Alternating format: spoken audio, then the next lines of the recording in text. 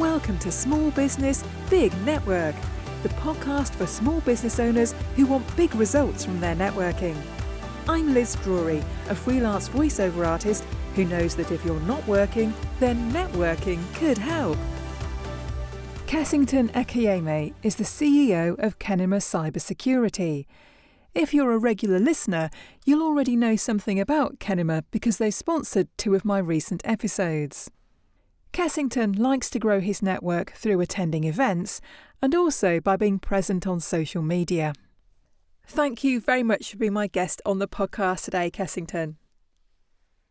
Thank you, Liz. Now, before we start, I need to thank you for being a sponsor. You've sponsored 2 recent episodes of the podcast, so thank you very much for that, and I hope that it was useful for you. You're welcome, Liz. Now, you're a cybersecurity expert. I wanted to know whether you'd always worked in that field. Not exactly. I have not. I came from a background where we always look for solutions to today's challenges. At the time, I was building computers, then everybody wanted to own a piece of computer. Yeah. This was back in the day of Pentium, 2, Pentium 3 computers. So from building, I branched into wanting to know what makes the computer work on the inside, application-wise. So I started doing a lot of application installation, repair, if you will, restarting computers, all kinds of stuff within the computer before I then branched into security when the opportunity arose. Yeah. And was that something that you went and did qualifications in? Yes, there was, we started doing like A+ certifications with CompTIA at the time. Then I was in Africa. I was in Senegal, from Nigeria to Senegal. But now I'm in the United States. The law came because of the way privacy was considered here. Privacy, security, data was much more protected. And then I saw leaking out there of, private data. So that prompted my interest in cybersecurity. Yeah. The rest is history. Yeah. So what is it that you like about working in the cybersecurity sector? What attracted you to it? That's the ability to keep people safe, the ability to maintain that privacy, and the ability to respond to incidents should they happen. And that's kind of what we do at Kenima Cyber Security. One of the things we do actually, so we do threats detection and response, security monitoring, and other services within the cyberspace. All of these are very interesting in bringing that rest of mind, peace of mind to our customers. Yeah. So how long have you worked in this sector now? Well over 20 years. Over 20 years. IT combined with cyber. For cyber alone, I've worked for about 12 years. Yeah. Now, I know that you've worked for Lowe's, which is a very big company in the US. Can you describe what Lowe's is? Because we don't have it here in the UK. Lowe's is a retail store where home improvement store. Like I'm not sure if you're familiar with Home Depot. Yeah. Home Depot. These are stores that sell building materials. They sell things that businesses need to improve their homes, to improve their offices, be it commercial, be it private. So they are like big in America, like the second biggest. Yeah. And what work did you do for them? Oh, I was a cybersecurity engineer for them. I was a lead. I worked for them within the security operations center.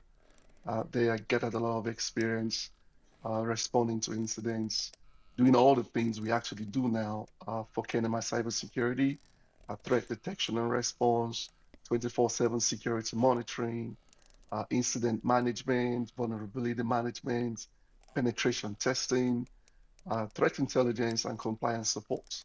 Yeah. These are the things I did for Lowe's. Yeah. It must have been, you must have had a lot to do because they are a huge company.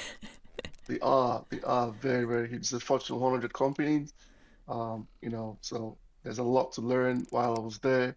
I was with them for 8 good years. Mm-hmm. And before that, I worked for an ISP. That was at the time it was Time Warner Cable. Now it's Spectrum. I did cybersecurity for them as well before I joined Lowe's. So I've been around working for Fortune 100 companies for quite a while, and that kind of added to what I do now Yeah. because I learned from the best, and I'm providing that now. Yeah. CEO of Kenima Cyber Security. Now, you've been involved in this sector, like you said, for a number of years now. Have you noticed that the threats are different? Have things changed over time? Yes, things always change. Especially now in the days of artificial Mm, intelligence. At the time we started, there was nothing like that. Yes, people would do scripting, all kinds of things, but now it's more intense.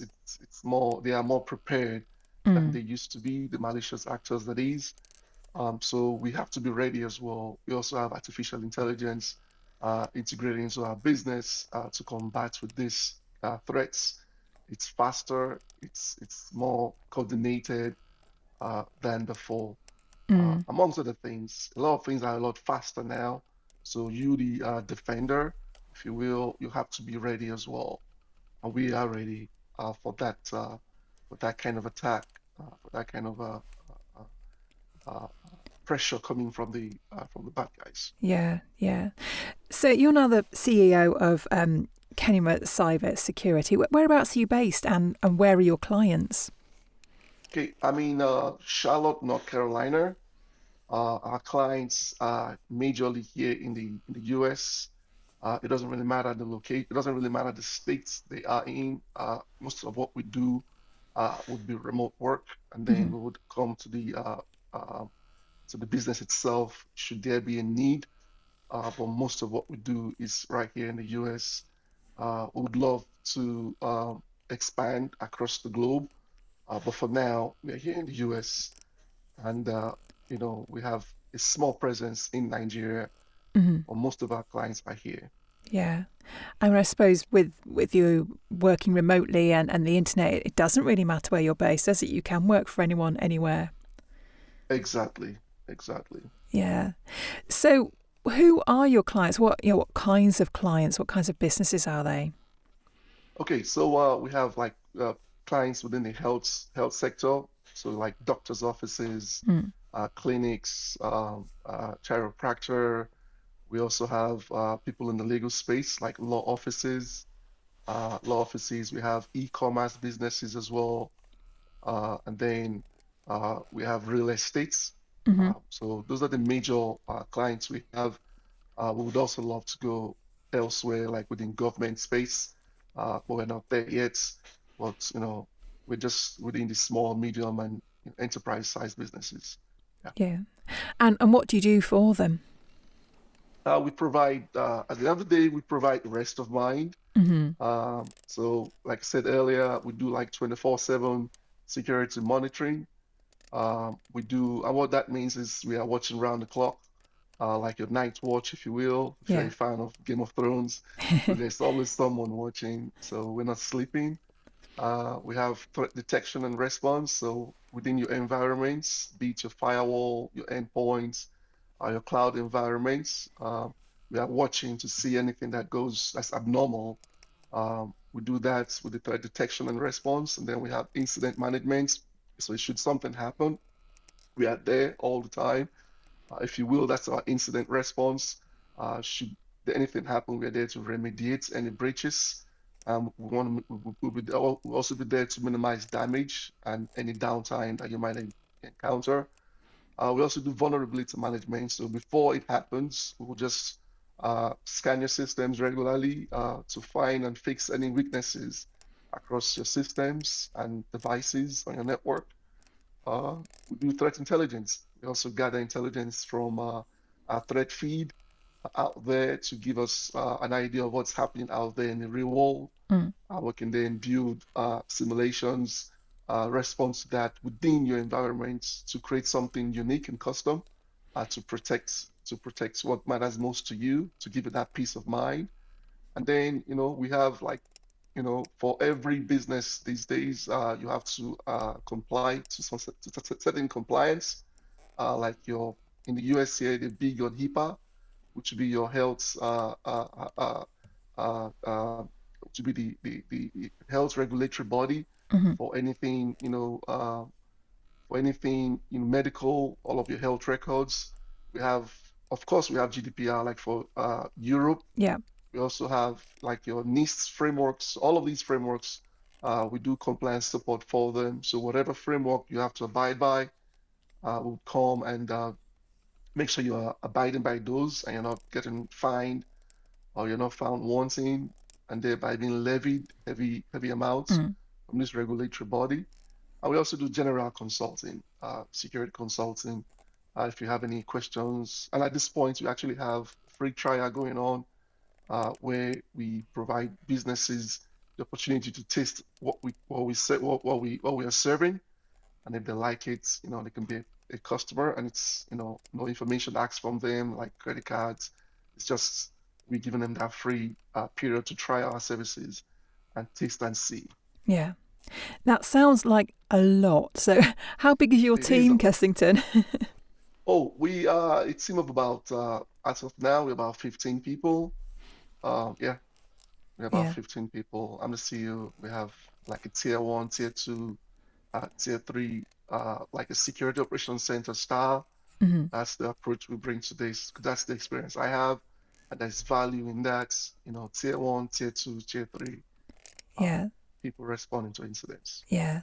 Now, I know that one of the things that you offer is phishing training. Is phishing getting harder to detect, and what should we be looking out for? Yes. So that falls under security awareness training. So with phishing, it's also changed. It's over the years. It's changed from what it used to be. Now it's very, very difficult to catch this many a times. So if you're a defender or someone who is doing incident management or responding to incidents, you have to be ahead of the curve, like I mentioned earlier. And for your businesses, your most precious assets, who are the people working for you as a business, you need to make sure they are on their game, on their A game. So part of what we offer, we do those simulations on a monthly basis or bi-weekly, depending on the business. We do all of those things to prepare you to keep them updated, if you will, of the threat landscape, how the malicious guys are, getting into the network using sophisticated phishing attacks. They will, send you an email, for instance, and it will look very, very legit. It's getting difficult to detect, but with the trainings that we offer, we're able to teach our users how to spot them, how to identify them, and how to report them. That way we can take a look at it, and if it's really, really that sophisticated, most definitely we have a plug. We can block them from being able to send such emails into that environment, but they are getting more difficult to detect. Yeah, and we are here to make it not so. Yeah, are there any sort of simple tips you can give us on how to spot these? Back in the day, I would say watch the use of English language. Many a times they are off. They make some grammatical mistakes, but these days I'm beginning to see less and less of that. So the easiest thing I would say is hover your mouse over the sender of any email you suspect to be a phishing email. Once you hover your mouse, the real sender of that email reveals himself. Yeah. If you were to look at it, just simply looking at it, they could be anybody. They could use aliases to appear like maybe your CEO or one of your vendors. But if you hover your mouse across, you would see the real email at the end of it. Yes. For a more sophisticated way, you would have to analyze the header of that email, but the average user does not have time for all that. Yeah. But hovering your mouse would reveal who is behind that email. Yeah, yeah. So does cybersecurity have to be complicated, especially for small businesses? It doesn't have to be complicated. That's why we're here. So we are a managed security service provider. what we do, we are pretty much taking that off your shoulders, that responsibility of being updated with what's happening in the cyberspace. We've taken a responsibility upon ourselves to make sure you have that peace of mind. So it's not complicated for you because for us, it's what we do on a daily basis. It's what we're schooled for, and we've done trainings. All our employees are familiar with the threat landscape, and they're excited about what they do. So we show that upon ourselves to give you that peace of mind. So Yeah. once we handle your security service, once we're your security solutions provider, all of that responsibility gets shifted to us, and we make sure you're getting good value for what you're paying for. And just guess what? It's gonna cost you less than having an in-house Yeah. employee with the skills that we're bringing to the table.